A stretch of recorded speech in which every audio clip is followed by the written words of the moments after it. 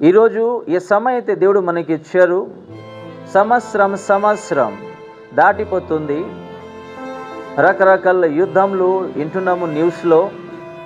మాకి దేవుడు ఎందుకు కాపాడుతున్నారంటే, మేము ఈ భూమి నుంచి దేవుడు దగ్గరికి సిద్ధంగా ఒక రోజు వెళ్ళిపోవాలి అని ఈ టైం అయితే ఇచ్చారు.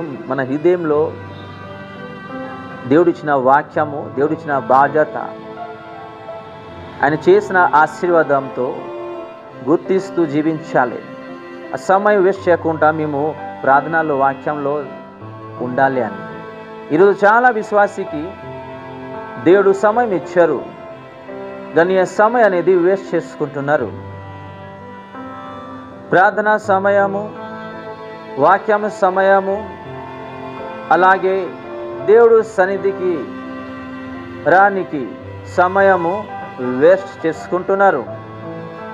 ఏ సమయం అయితే దేవుడు మనకి ఇచ్చారు, ఆ సమయంలో మేము ఏం చేయాలి?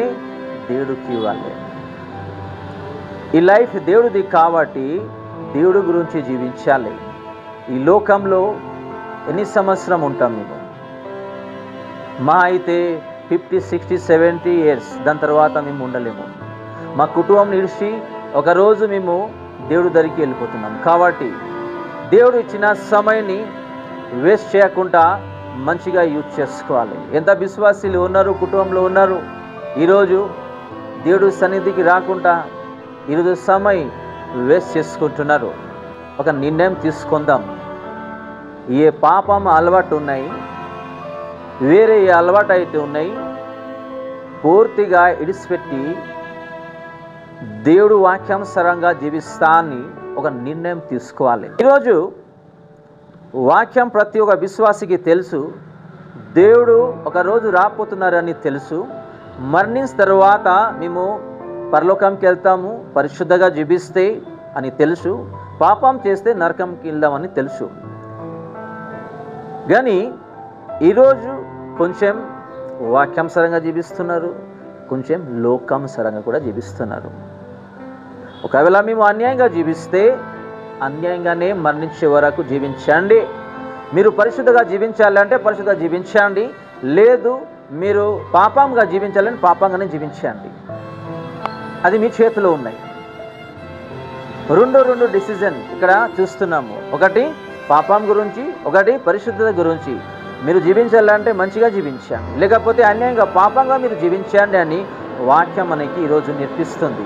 ఈరోజు ఎలా జీవిస్తున్నాం? మేము రకరకాల పాపంతో జీవిస్తున్నామా, లేకపోతే పరిశుద్ధంగా జీవిస్తున్నామా?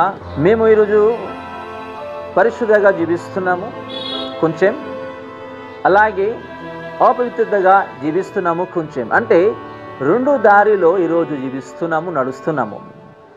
హల్లెలూయా. ఇది చిన్న విషయం కాదు. అంటే చూడండి, లాస్ట్ సమయంలో మా లైఫ్ ఏదైతే ఇప్పుడు ఉన్నాయి, ఏం చేయాలి అట? మీరు పరిశుద్ధంగా జీవించాలంటే పరిశుద్ధంగా జీవించండి, లేకపోతే పాపం చేయాలంటే పాపం చేయండి. ఎగ్జాంపుల్ చెప్తున్నారు వాక్యానుసారంగా. ఈరోజు విశ్వాసి పడిపోతున్నారు, పరీక్ష వస్తే పడిపోతున్నారు, కొన్ని మాట వస్తే పడిపోతారు, వేరే విషయంలో పడిపోతున్నారు. దేవుడు మనకి ఏం నేర్పిస్తున్నారంటే, మీరు పరిశుద్ధంగా జీవించాలంటే పరిశుద్ధంగా జీవించండి, లేదు మీరు ఏమైనా పాపం చేయాలంటే ఇంకా పాపం చేస్తూనే ఉండండి. ఆ డిసిజన్ మన చేతిలో ఉన్నాయి. ఈరోజు ఎలా జీవిస్తున్నాం మేము? దేవుడికి భయపడి, దేవుడికి లోబడి, దేవుడు వాక్యానుసారంగా జీవిస్తున్నామా, లేకపోతే కొంచెం వాక్యం వింటున్నాము, వాక్యం కూడా మాకు తెలుసు, ఆ వాక్యానుసారం కొంచెం జీవిస్తున్నాము, అలాగే లోకానుసారి కూడా కొంచెం జీవిస్తున్నాము, ఇలాగ జీవిస్తున్నామా? ఆ టైం మనకి ఇచ్చారు, అది వేస్ట్ చేయకుండా మేము ఏం చేయాలి? పరిశుద్ధంగా జీవించాలి. లేకపోతే ఆ టైంలో ఏం చేయాలి? మీరు పాపమైనా చేసి జీవించండి అని దేవుడు ఈరోజు మనకి నేర్పిస్తున్నది. రెండు వే ఉన్నాయి, రెండు దారి ఉన్నాయి. ఒకటి పరిశుద్ధత, ఇంకొకటి పాపము. పరిశుద్ధతతో జీవిస్తే దేవుడు మనకి ఆశీర్వదిస్తారు, పరలోకం తీసుకుని వెళ్తారు. ఈరోజు ఏ పరిస్థితితో జీవిస్తున్నాము? ఈరోజు ఇలా జీవిస్తున్నాము. ఇక్కడ క్లియర్ దేవుడు వాక్యం మనకి ఈరోజు నేర్పిస్తున్న ఏంటంటే, మీరు జీవిస్తే మంచిగా ఉండండి నాతో, లేకపోతే మీ ఇష్టసరంగా ఏం చేస్తారో మీరు చేయండి. విశ్వాసికి తెలుసు, కానీ వాక్యానుసారంగా ఈరోజు విశ్వాసి కూడా జీవిస్తలేరు. చర్చికి వస్తాము, ఇక్కడ వాక్యం వింటున్నాము, ఇక్కడ వాక్యం వదిలేస్తున్నాము. మనకి రెండు దారి దేవుడు చూపిస్తున్నారు. ఒకటి పరిశుద్ధత, ఒకటి అన్యాయం. మీ ఇష్టం అది. ఏ దారిలో మీరు వెళ్తారో అది మీ ఇష్టం అది. ఒకటి నరకం, ఒకటి పరలోకం. అది మీ ఇష్టం అది. అన్యాయంగా జీవించాలంటే ఇంకా అన్యాయంగా జీవించాలి.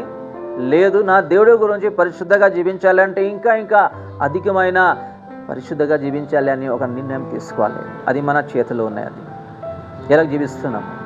నీటి మంతు అట ఇంకా నీటి మంతుగా జీవించాలి అని దేవుడు మనకి ఈరోజు వాక్యంతో నేర్పిస్తున్నారు. ఈరోజు ఎలా జీవిస్తున్నాము, ఎలాగ దేవుడు దృష్టిలో ఉన్నాము, అలాగే విశ్వాసి దృష్టిలో ఉన్నాము, సంఘం దృష్టిలో ఉన్నాము. ఈరోజు ఈ వాక్యం ద్వారా కొంచెం నేర్చుకుందాం. జీవించాలంటే నా దేవుడి గురించి జీవించాలి, లేదంటే లోకానుసారంగా జీవించాలి. That's it. ఒక డిసిజన్ తీసుకోవాలి మనం. ఈ వాక్యం మనకి ధైర్యం ఇస్తుంది. దేవుడు వాక్యం మనకి జ్ఞానం ఇస్తుంది. దేవుడు వాక్యం మనకి అన్ని విషయము తెలియచేస్తుంది. ఈరోజు ఎలా జీవిస్తున్నాము? ఈ వాక్యం సరంగా జీవిస్తున్నామా, లేకపోతే మన సొంత జ్ఞానం ఆలోచనతో ఈరోజు జీవిస్తున్నామా? ఈరోజు ప్రశ్నిద్దాం మన హృదయంని, మన ఆలోచనని.